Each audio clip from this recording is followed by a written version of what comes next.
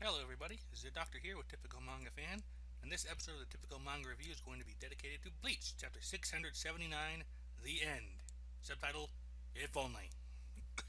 I felt like this was the biggest troll that Kubo's given in a long. Like this is the troll. Like hey, Yeah. the end. Oh my god, everyone's gonna read it again. It's at the end. Oh, not even close.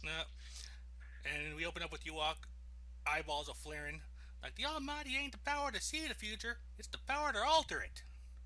Yeah. Don't be alarmed, it's no different than the powers you both possess. You're able to influence more than one instant that exists before your eyes.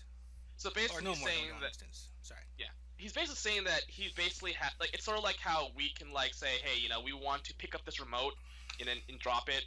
We can manipulate that future because the future is constantly time is a stream, and the future is constantly becoming the present. And the present is constantly becoming the past. So it's sort of like that, except he can do it further into the future and change the big things. Because we can only change it on a small scale. I mean, picking up a remote, or walking around or something. My takeaway was that they can only change as far ahead as they can see, which is like just the instant ahead.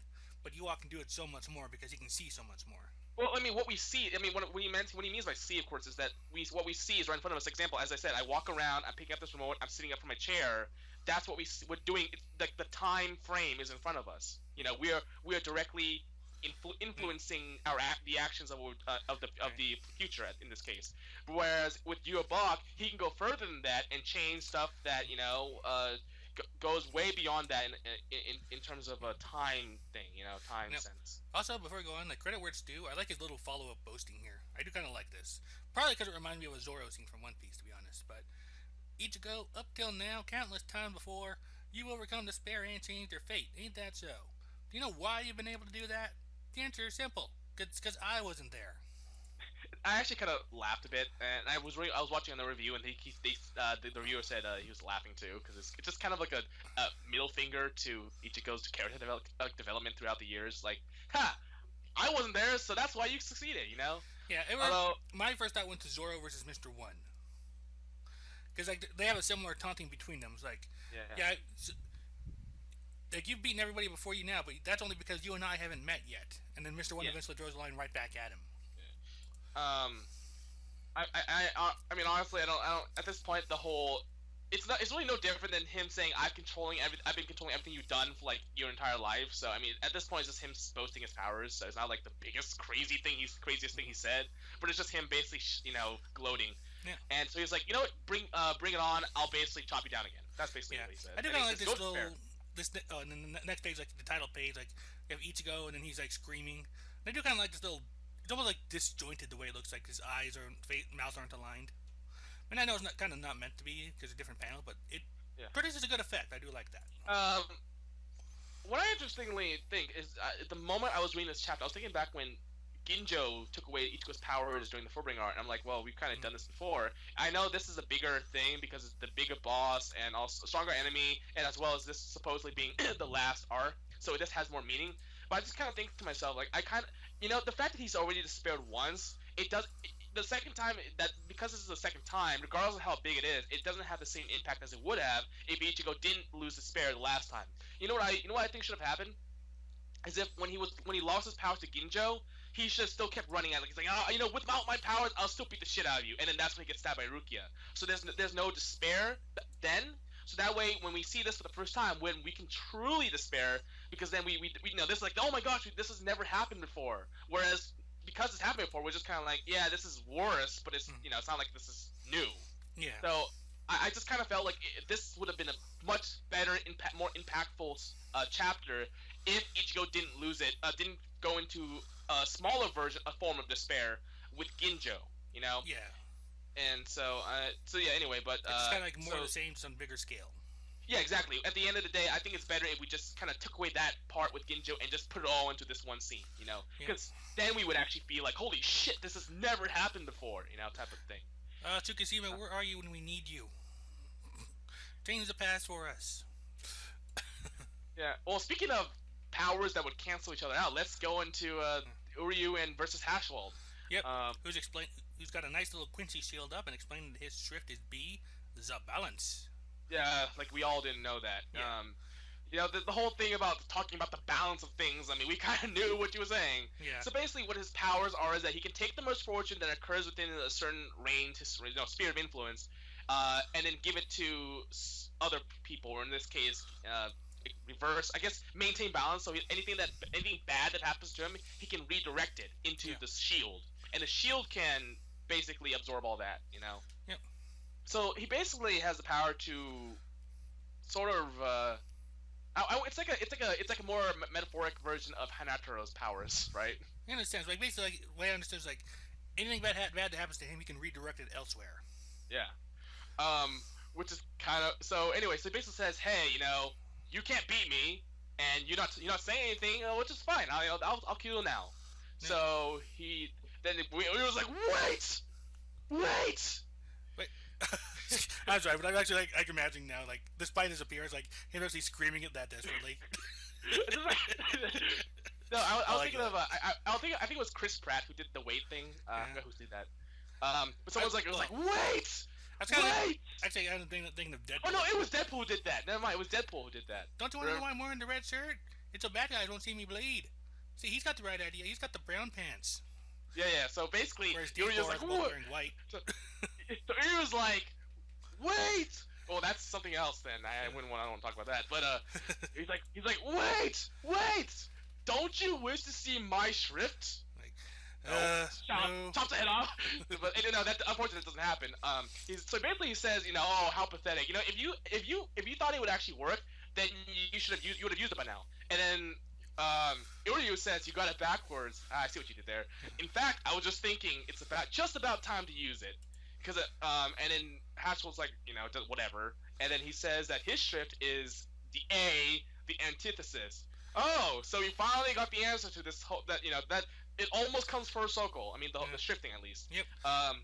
What hasn't come full circle is why did Yuabok decide to give him it at all? But whatever.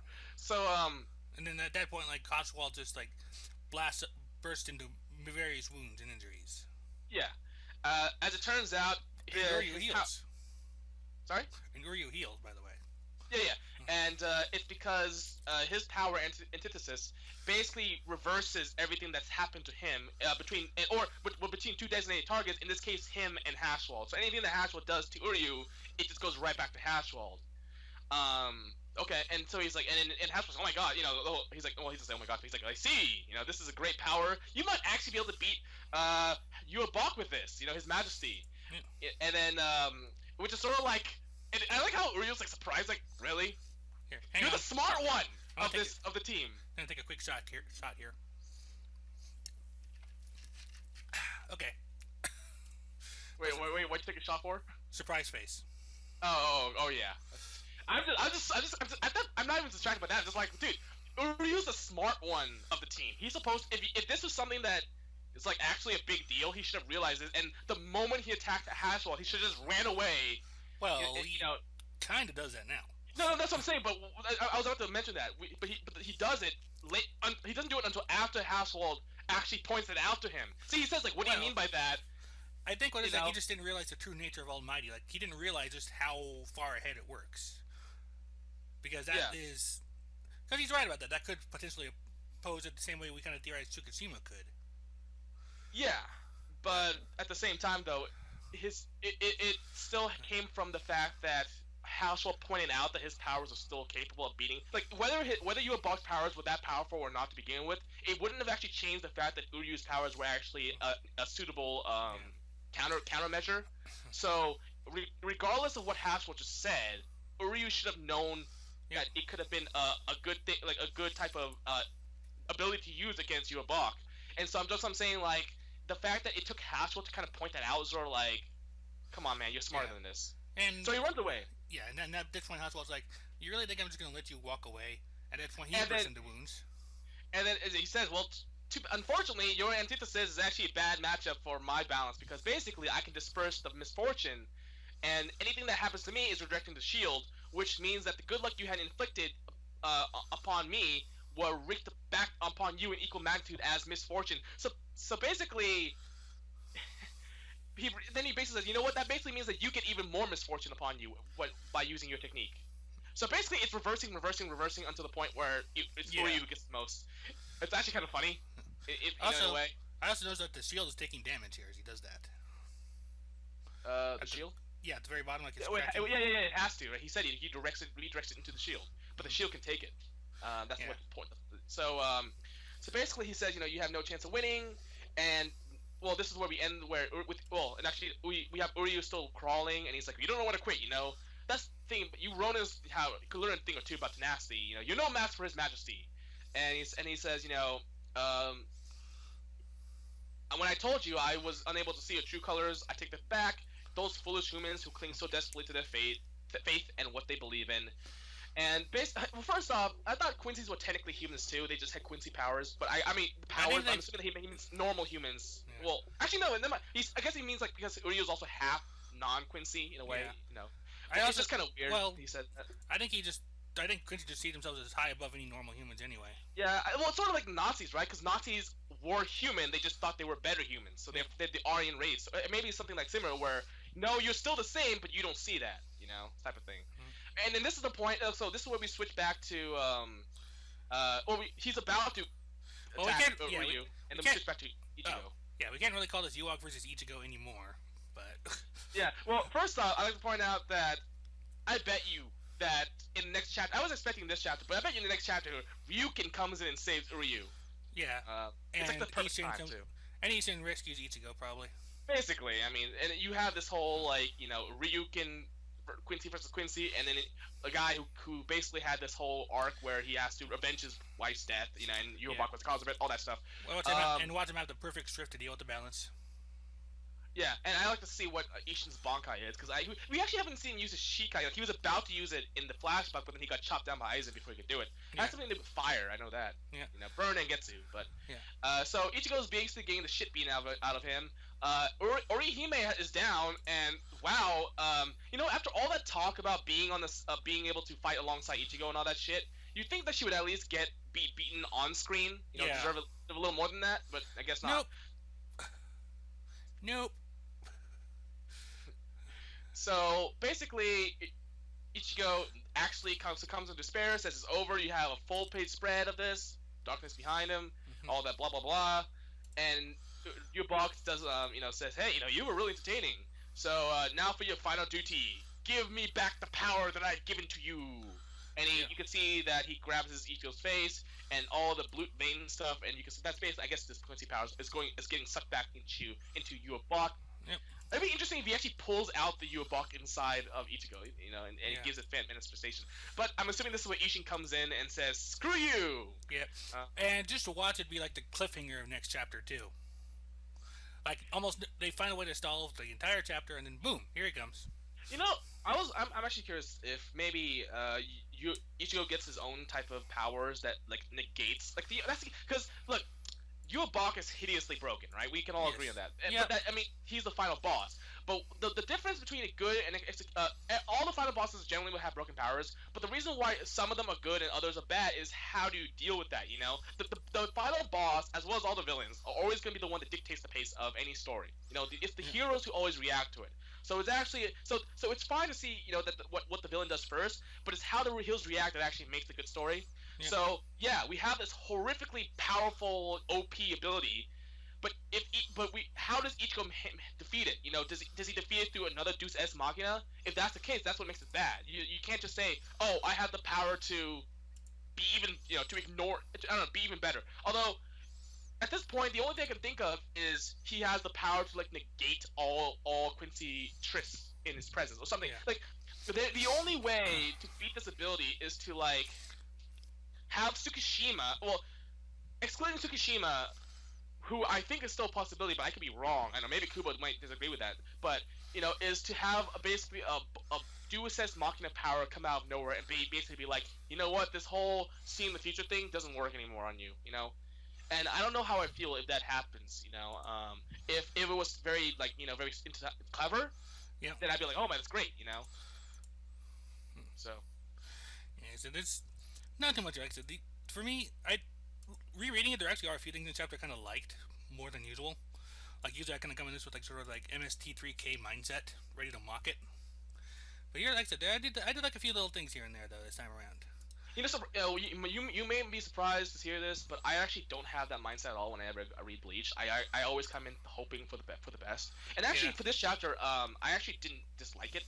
Mm. I have issues with it. Yeah. For example, I thought Orihime should have gotten a little more of of focus. Yeah. Or at least an I on-screen attack. Yeah. Yeah, that, I mean, like, exactly. I'm fine with her being defeated because she also has, because, Ichigo's being defeated as well. But I just wanted her to kind of, get focus on getting defeated. Yeah. Like, getting beat off screen is kind of not, after that spiel about getting on alongside Ichigo's level. It's kind of disappointing. Yeah. What else is there? I mean, I like Ishida's powers, but it's kind of like you're right. It's kind of funny how he goes against the one guy who it doesn't work. It wouldn't work on. Right. Or at least the one guy who can like counter it effectively. It's kind of Yeah. the reverse of all the fights we've had so far. Uryu has been a disappointment, however, for this entire arc because Yeah. he's shown to be pretty stupid. He's shown to be very short-sighted and not very like he's supposed to be the smart one of the group. Like not even just like smarter than Ichigo because that's not really that hard to do, but like actually legitimately smart. And I just think to myself like, and this is actually something that Tekken 101, who is again I said one of the most popular Bleach videos, point out is like Uryu is being stupid this entire arc. Yeah. And I think that's actually something that Why Rule of Time in his weekly manga recap podcast would Yeah. says too. He said, I think everyone at this point has slowly thinks that Ichigo, I mean not Ichigo, Uryu is like is being really dumb. He's not being Hmm. smart as he's supposed to. So which is that I think in that sense very disappointing, which is what I wanted to point out in this chapter. What else? Other than that, though, I didn't have much of an issue with it. I mean, Yeah. I'm waiting for Ishin and Ryukin to come in and save the day. Yeah. And I personally fully predict that the next chapter will find some way to stall everything until they can put them on the last couple pages or two. So. Yeah. But for now, I think we're good to go with that. That's been our review of Bleach, chapter 679, The End. Go ahead and take us away. Bye.